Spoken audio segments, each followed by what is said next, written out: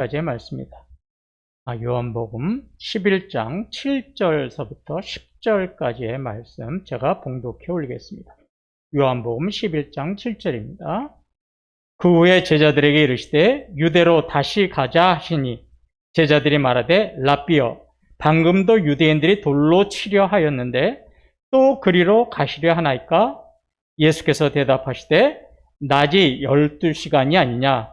사람이 낮에 다니면 이 세상의 빛을 보므로 실족하지 아니하고 밤에 다니면 빛이 그 사람 안에 없는 거로 실족하느니라.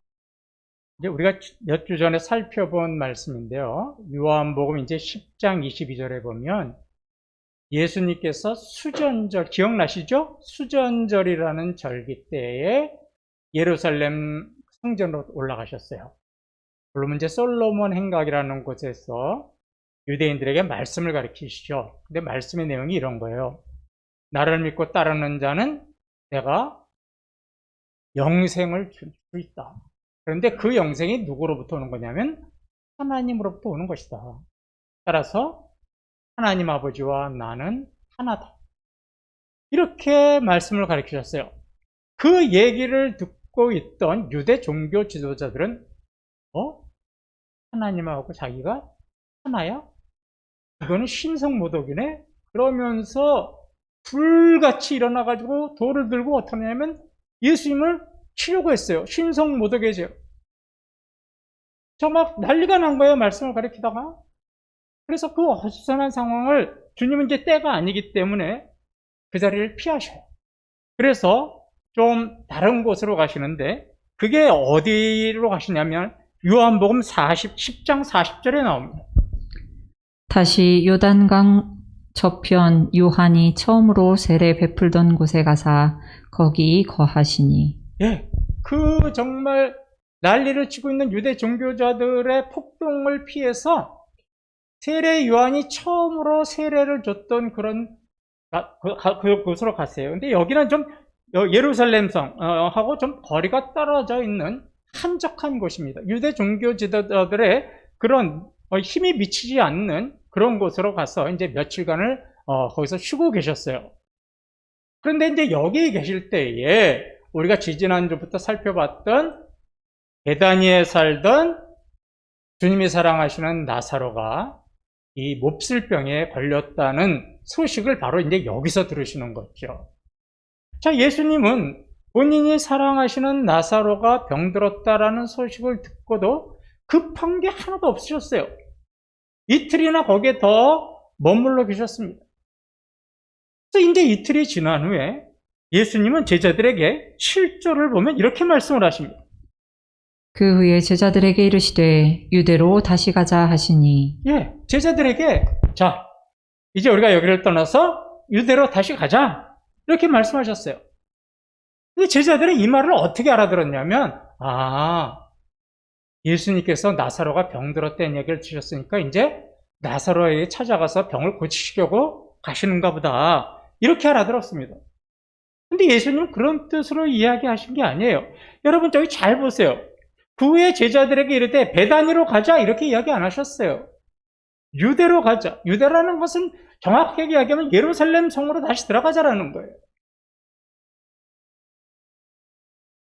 예수님을 8장과 10장에 보면 두 번이나 돌로 치려고 했던 그런 유대 종교 지도자들이 득실거리는 예루살렘 유대 땅으로 다시 가자고 하신 겁니다. 이 말을 들은 제자들은 난리가 났어요. 그래서 8절에서 이렇게 이야기를 하죠. 제자들이 말하되 랍비여 방금도 유대인들이 돌로 치려 하였는데 또 그리로 가시려 하나이까? 네, 제자들이 예수님에게 이렇게 얘기하는 거예요. 예수님, 며칠 전에 보면 유대 땅에 그 지도자들이 예수님을 돌로 치려고 하지 않았습니까? 예수님이 또다시 그 땅에 가신다면 그 사람들이 예수님을 보고 분명히 또 돌로 치려고 할 텐데 왜 그 땅을 도로 가시려고 하시는 겁니까? 우리 가지 맙시다. 이러고 예수님이 가시는 길을 적극적으로 만류한 겁니다. 왜 이렇게 제자들이 만류했을까요? 그들은 유대 종교 지도자들이 예수님과 제자들을 돌로 들어서 치려고 했던 그런 극한 공포의 상황, 또 불안하고 두려움이 가득했던 그 상황이 아직까지도 머리에 생생한 거예요. 이번에 가면 분명히 우리는 죽는다. 그러니까 가지 말자고 한 거예요. 여러분, 어쩌면 이런 제자들의 모습은요, 저와 여러분의 모습일 수도 있어요. 우리는 항상 기도하고 찬양할 때 뭐라고 하는 줄 아세요? 구름바다 나서니 어디든지 가오리다. 악월골짝 빈들에도 복음 들고 가오리다. 우리 찬양은 멋들어지게 잘해요. 주님이 가시는 길에 내가 동행하겠습니다. 주님이 어디 가시는지 나는 주님을 따라가겠습니다. 말은 잘하는데 정작 극한 상황, 시련과 고난의 장소가 맞닥치면 어떡합니까? 두려움에 쌓이고 선뜻 그 자리로 들어가는 것이 두려워지죠. 참 그런 의미에 보면 선교사님들은 참 대단하신 거예요. 목숨을 걸고 오지에 가서 복음 전하시는 분들은 정말 악을 골짜기로 가시는 거죠. 우리 다 같이 악을 골짜기로 갈까요? 네?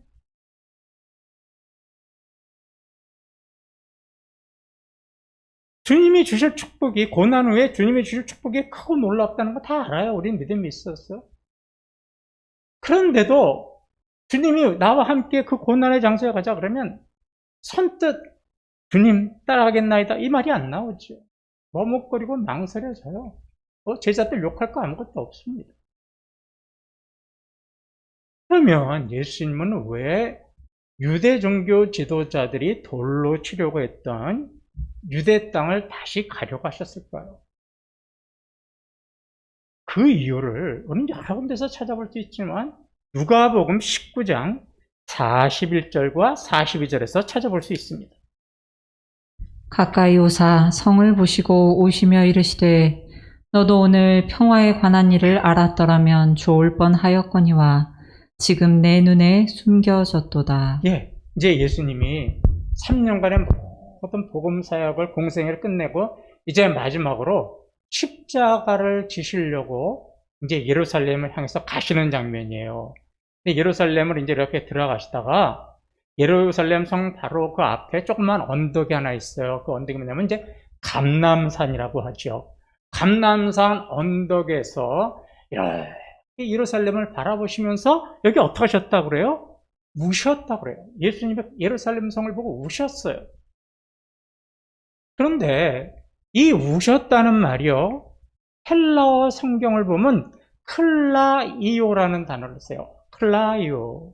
이 클라이오가 어떤 문제냐면 흐느껴 운다, 울부짖으면서 운다, 이런 뜻이에요. 그러니까 예수님이 예루살렘 성 바라보면서 그냥 눈물을 쭉 이렇게 흘리신 게 아니라 예루살렘을 보면서 대성방곡을 하고 애통하면서 통곡하셨다는 거예요, 이게.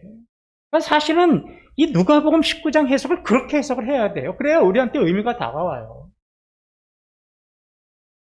그러면 왜 예수님은 예루살렘 성을 보시면서 애통하고 통곡하면서 흐느끼고 울부짖으셨을까요? 그 다음 절이 나오죠. 이르시되 너도 오늘 평화에 관한 일을 알았더라면 좋았을 텐데. 예루살렘 성이, 즉 예루살렘에 살고 있는 유대 종교 지도자와 유다 백성들이 평화에 관한 일을 알았으면 좋았을 텐데, 이 말은 거꾸로 이야기하면 뭐예요? 평화에 관한 일을 알지 못했기 때문에 너무나 답답하고 속상해서 흐느껴 우신 거예요. 아니, 그럼 평화의 일이 뭔데? 평화에 관한 일이 뭔데? 뭐 예수님께서 이렇게 대성통곡을 하시고 애통하면서 통곡을 하셨을까? 자, 평화의 일이 과연 뭘까? 이 말을 우리는 어디서 찾을 수 있냐면 이사야서 52장 7절에서 찾을 수 있습니다. 좋은 소식을 전하며 평화를 공포하며 복된 좋은 소식을 가져오며 구원을 공포하며 시온을 향하여 이르기를 내 하나님이 통치하신다 하는 자의 산을 넘는 발이 어찌 그리 아름다운가. 예, 예수님은 평화의 소식을 전하러 오신 메시아예요. 죄 때문에 다툼과 갈등이 가득한 이 예루살렘 성에 평화의 기쁜 소식을 전하러 오십니다.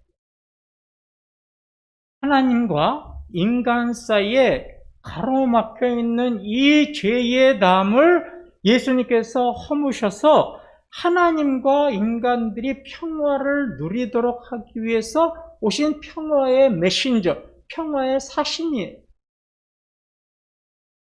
그런데 예수님은 이 땅에 평화를 주러 왔는데 예루살렘 성은 어떻게 반응을 했어요? 평화를 전하러 오신 예수님을 알지도 못했어요. 오늘 우리가 교도문에 나오죠. 하나님의 아들이 이 땅에 오셨는데 그를 알지도 못하고 그를 영접하지도 아니하였으니 우리가 오늘 교도문에서 읽은 거잖아요. 평화를 전하러 오고 죄의 담을 허물어서 하나님과 하나가 되게 만들기 위해서 이 땅에 오셨는데 그 예수님이 누군지를 몰라요. 깨닫지도 못하고 영접하지도 못해요.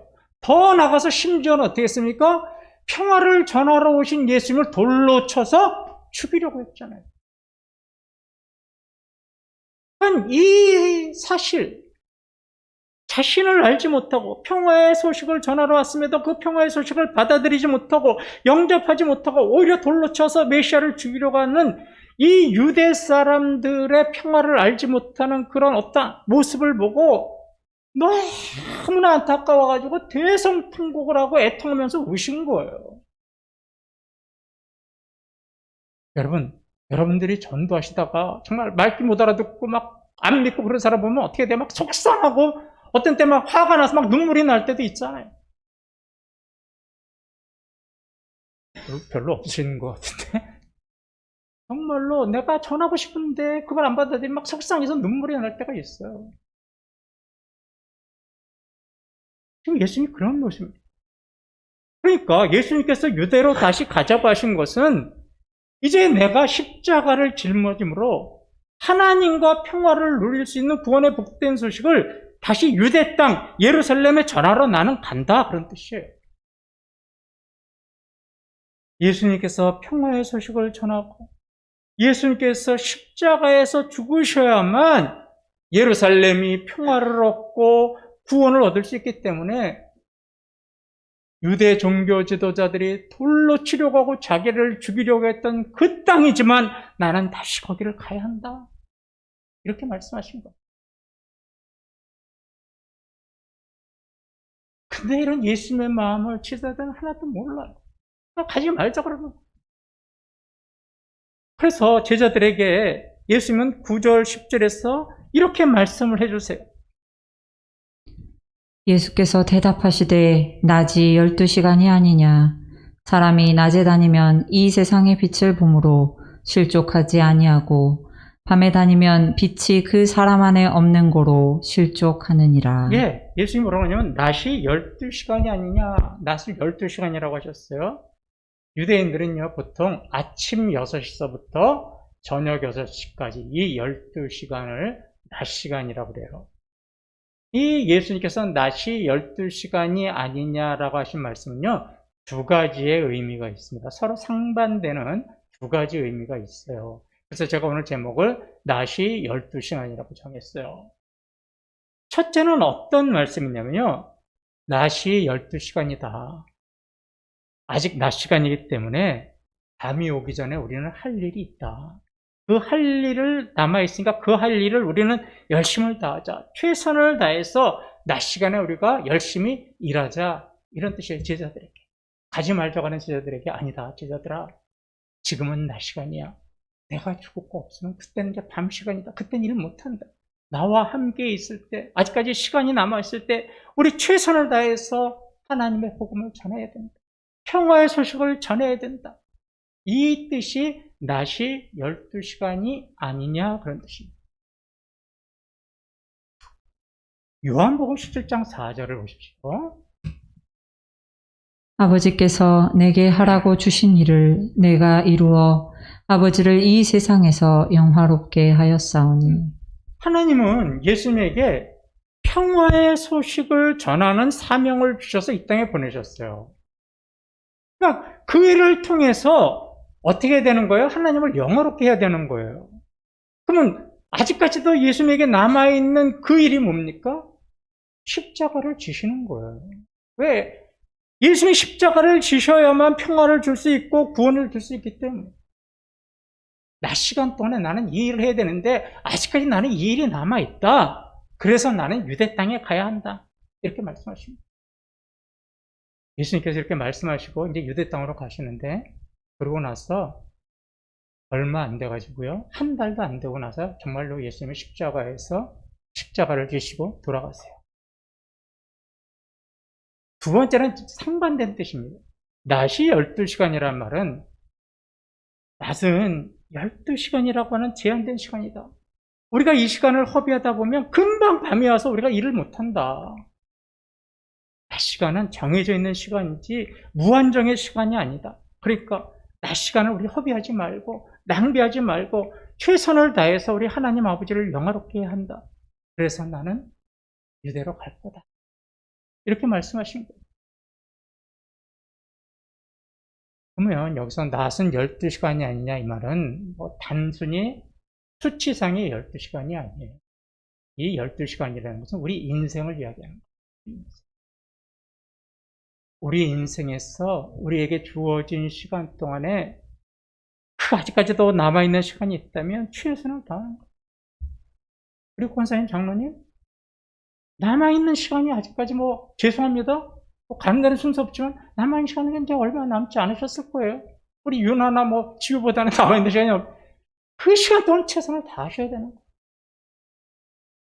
그러니까 나이는 내 나이가 몇인데 나는 이런 얘기 하지 마세요.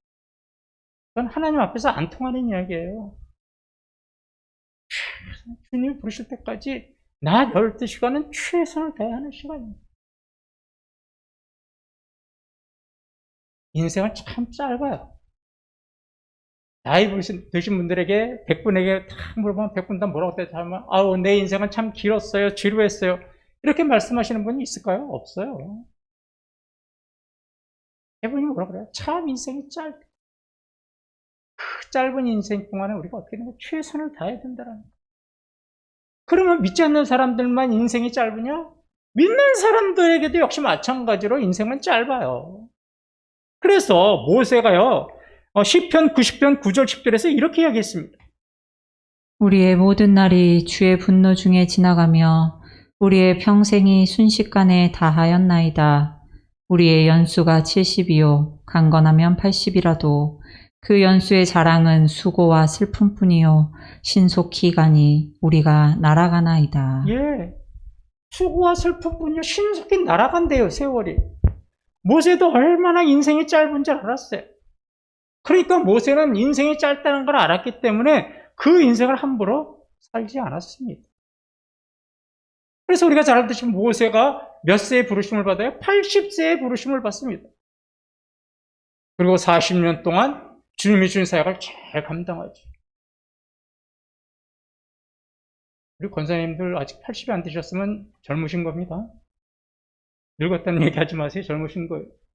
앞으로 40년 더 일하실 수 있습니다. 선생님들 아멘 하세요. 40년 앞으로 더 사세요. 그러면서 그 시간 동안 최선을 다하세요. 자, 모세는 자기의 인생이 짧다라는 걸 알았기 때문에 어떤 마음이 있었냐면, 주여, 이제 내게 주어진 그 12시간 안에 내가 주님이 주신 사명을 잘 감당할 수 있도록 나를 인도해 주세요. 늘 이렇게 기도했습니다.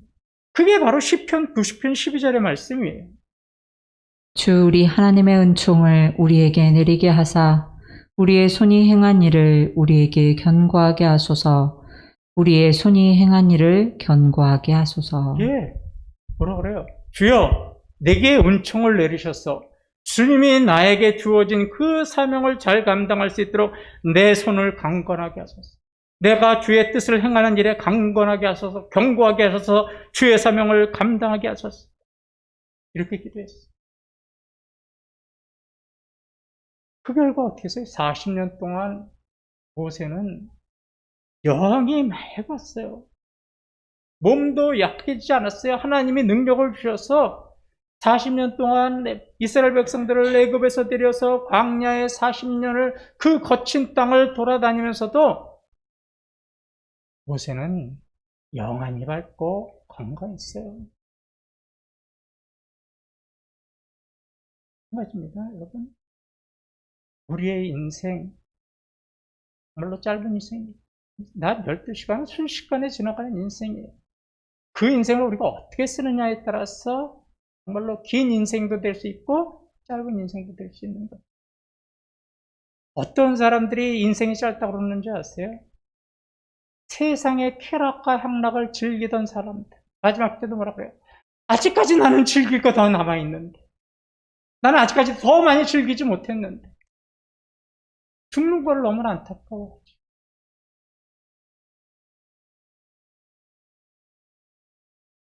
이 땅에 오신 예수님도요, 낮 12시간은 3년이라는 시간이었어요. 예수님이 이 땅에서 복음을 전하시던 공생의 3년이에요. 3년 동안 예수님이 과연 무슨 일을 할 수 있으셨을까요? 복음을 전하기에는 너무나 짧은 시간이었습니다. 그런데 예수님이 일하신 그 3년은요, 인간의 역사를 바꿔놓았습니다. 죄로 가로막힌 하나님과 우리의 삶 사이에 가로막힌 담을 허무셔서 우리가 하나님과 평화를 누릴 수 있도록 하셨어요. 십자가에서 죽으시고 3일 만에 부활하셔서 어떻게 해요? 죽음의 권세를 깨뜨리셨어요. 그래서 믿는 우리들도 부활의 소망을 가지고 살아가게 하셨습니다. 이 세상이 다가 아니라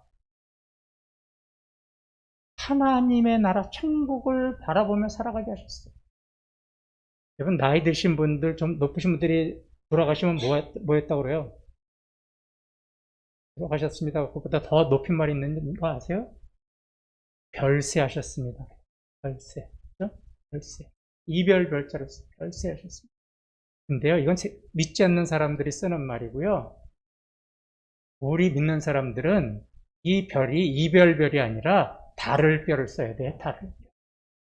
우리가 죽어서 달을 별, 세상새 어떻게 되는 거예요? 달은 세상에 들어갑니다. 이게 우리 죽음의 정확한 정의입니다. 다른 사람들은 그냥 이별하는 거예요. 그러나 우리는 달을 별이에요. 달을 별. 세상새, 다른 세상. 지금 이 세상보다 더 화려하고 더 멋있고 그것은 근심 걱정도 없고 예수님과 동행하는 그 다른 세상에 우리는 들어가는 거예요. 이 소망을 우리에게 주셨잖아요. 3년이라는 사역을 통해서. 그러니까 죽음 앞에서 우리는 담대할 수 있는 거예요. 난 죽고 이별하는 게 아니라 어떻게 되는 거예요? 더 좋은 세상 들어가는 거예요.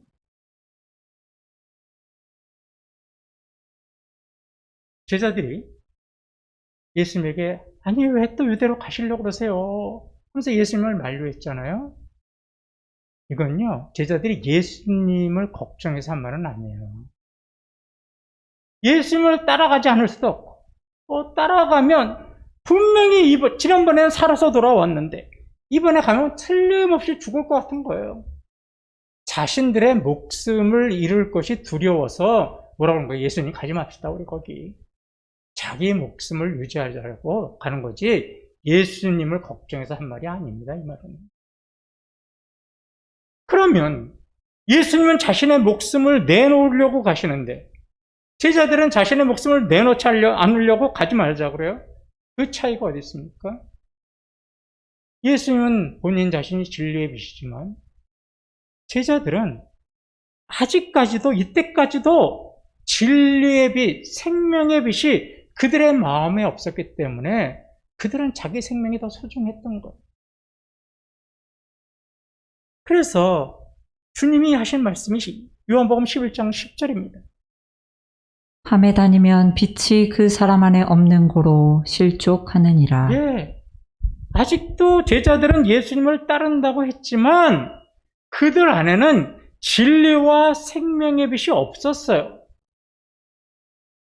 그래서 어떻게 되는 거예요? 주님을 따르는 것이 우선이 아니라 진리의 빛을 따라가는 것이 아니라 자기의 생명을 보존하는 일을 택한 거예요. 그래서 제자의 마지막 삶을 보세요. 예수님이 십자가에 붙잡혀서 십자가에 돌아가실 때 그들이 어떻게 됐어요? 뒤도 안 돌아보고 다 도망갔어요. 아직도 그들 안에는 진리와 생명의 빛이 없었습니다. 목숨을 바쳐서 주님을 섬기겠다고 그러고, 다른 사람은 다 도망갈지라도 나는 주님을 지키겠습니다 공언을 했지만, 예수님의 죽음 앞에 예수님을 3번이나 부인하고 뒤도 돌아보지 않고 다 도망갔어요. 그들은 예수님을 따르는 그 모든 시간이 예수님의 죽음 앞에서 한순간에 무너져 버렸습니다.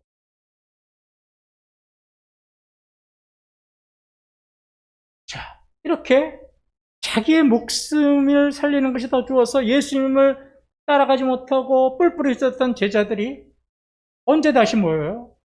예수님께서 십자가에서 돌아가시고 부활하시고 이제 승천하신 후에 그들이 마가의 다락방이라는 곳에 다시 모이지 않습니까? 그 마가의 다락방에 모였을 때 오순절날 제자들에게 뭐가 오냐면 불과 같은 성령님이 오시죠. 제자들에게 성령님이 오셨어요. 근심 걱정에 쌓여 있고 이제 우리는 어떻게 살아갈까? 예수님이 없는데 우리는 무엇을 해야 될까? 근심 걱정 속에 있는 그들에게 성령님께서 역사하셨어요.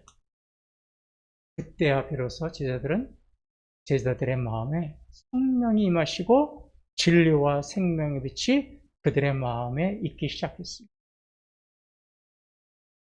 그래서요, 제자들의 삶을 보면 딱 절반이 뭐냐면 성령님이 오시기 전의 삶, 성령님이 오시고 난 후의 삶이 180도로 달라요.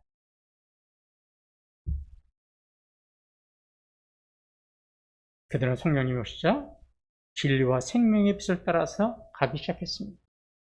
성령님이 오시자 무엇이 참된 인생이고 무엇이 헛된 인생인지를 깨닫기 시작했어요. 진리와 생명의 빛을 갖고 영원한 생명을 가지고 살아간다는 것이 무엇이고 또 내가 영원한 생명을 가졌다면 나는 어떻게 살아야 하는가에 대해서 그들은 비로소 깨닫기 시작했습니다. 그저 예수님이 따라다닐 때는 이게 문제가 아니고 이건 관심사가 와요. 왜요? 예수님 출세할 때 나도 한 자리, 예수님 성공할 때 나도 한 자리, 이것만 보고 따라갔던 그들이 성령님께서 임재하시자 그런 삶이 아니었어요. 어떤 삶이에요? 유대도 가지 말자 그러고 십자가가 돌아가실 때 다 도망갔던 사람들이 어떻게 해요? 예수님과 복음을 위해서 고난을 당하고 유배를 당하고 심지어는 목숨을 잃는 순교까지 당하는 인생으로 변했잖아요. 그래서 제가 성령님이 역사하시는 게 그들의 전환점이다.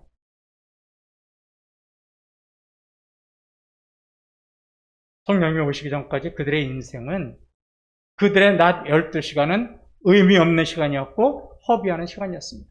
자기 인생의 삶을 축복하는 성공과 욕심의 승리의 야욕에만 물들어 있는 헛된 인생이었습니다. 그러나 성령님께서 오시고 그들 안에 진리와 생명의 빛이 임하자 그들의 낮 12시간은 정말로 의미 있는 시간이었죠. 성령님 오시기 전에는 자신의 유익을 위해서 살았어요. 자신의 출세와 성공을 위해서 살았어요. 그러나 성령님이 오시고 진리와 생명의 빛이 임하시자 이제는 자신의 유익을 구하는 것이 아니라 어떻게 해요? 남의 유익을 위해서 살았습니다. 자신의 목숨을 구하기 위해서 사는 것이 아니라 남들에게 목숨을 구해주기 위해서 살았어요. 남들에게 새 생명을 주기 위해서 그들은 자기의 목숨을 아낌없이 버렸습니다.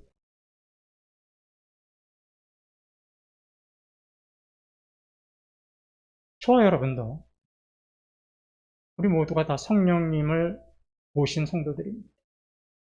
우리 안에 진리와 생명의 빛을 모신 성도들입니다.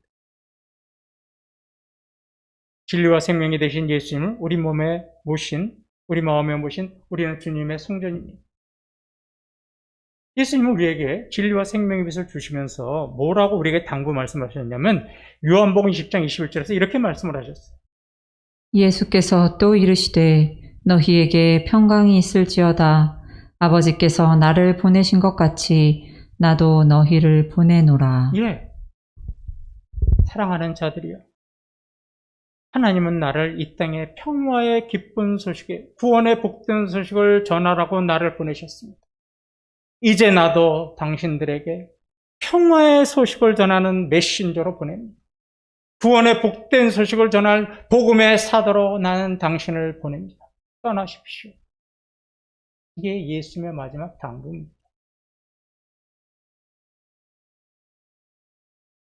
그러면 이제 우리는 어디로 가야 할까요? 이영복 선교사님 따라서 몽골 가실 분. 있잖아요. 여러분, 잘 들어보세요. 우리가 살고 있는 세상에는요, 참된 평화가 없습니다. 이 세상 어디에서도 참된 평화가 없습니다. 평화는 있지만, 일시적인 평화요, 미봉된 평화요, 가장된 평화입니다. 참된 평화가 없어요. 그것을 알 수 있는 대표적인 게 뭔지 아세요? 이 공동체의 가장 최소 단위인 가정에서조차 평화가 없어요.